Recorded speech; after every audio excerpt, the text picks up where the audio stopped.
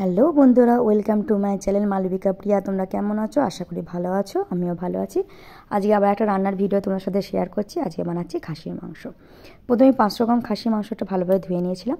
মাংসটাকে 1 ঘন্টার জন্য ম্যারিনেট করে রাখবো। মাংসটা প্রথমে আমি নিয়ে নিয়েছি, তারপর আমি দিয়ে দেবো বাটা মশলাটা। মশলাটার মধ্যে ছিল একটা টমেটো, 6টা কাঁচা লঙ্কা, আদা, রসুন আর পেঁয়াজ। তোমরা পরিমাণ মতো দেবে। তারপর আমি দিয়ে দিয়েছি সামান্য পরিমাণ নুন, সামান্য পরিমাণ হলুদ, সামান্য পরিমাণ সর্ষের তেল। এবার আমি এগুলোকে ভালোভাবে মিশিয়ে নিচ্ছি।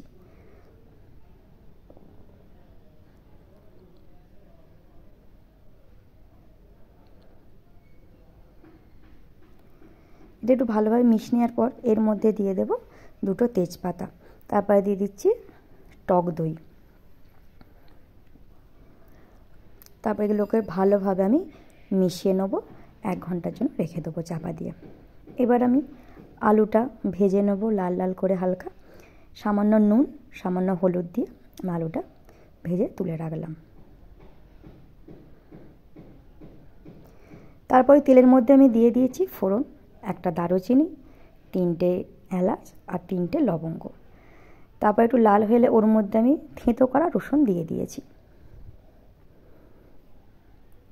রসুনটা একটু ভাজা ভাজা হলে লাল লাল, তার মধ্যে দিয়ে দিচ্ছি ম্যারিনেট করা মাংসটা। এই মাংসটা থেকে যতক্ষণ জল বেরোবে গ্যাসের ফ্লেমটা একটু জোরেই রাখবে। যখন দেখবে জলটা শুকনো হয়ে যাচ্ছে তখন এর মধ্যে দিয়ে দিয়েছি আমি সামান্য পরিমাণ চিনি, পরিমাণ মতো নুন।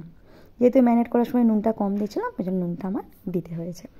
এবার এগুলোকে ভালোভাবে নাড়াচাড়া করে লো ফ্লেমে 20-25 মিনিট তোমার কষতে হবে চাপা দিয়ে দিয়ে।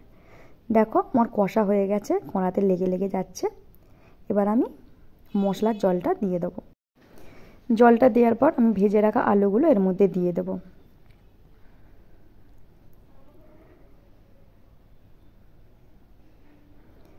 ভেজে রাখা আলুগুলো এবার ভালোভাবে আমি মাংসটার সাথে মিশিয়ে নিচ্ছি যতক্ষণ না জলটা শুকনো হয়ে যায়।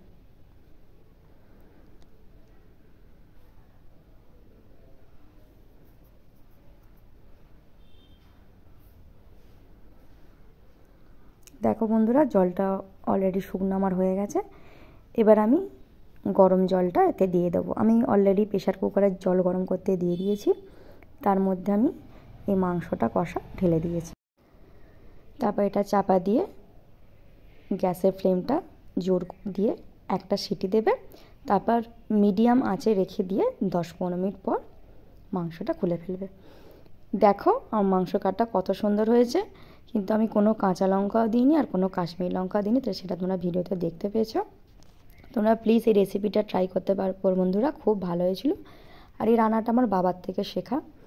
তোমরা এইভাবে আমার পাশে থেকেও প্লিজ। যদি আমার ভিডিও তোমাদের ভালো লেগে থাকে, আমি সব রকম ভিডিও দিই, তোমরা যদি প্লিজ ভালো লেগে থাকে প্লিজ চ্যানেলটা একটু সাবস্ক্রাইব, শেয়ার আর কমেন্ট করতে ভুলো না।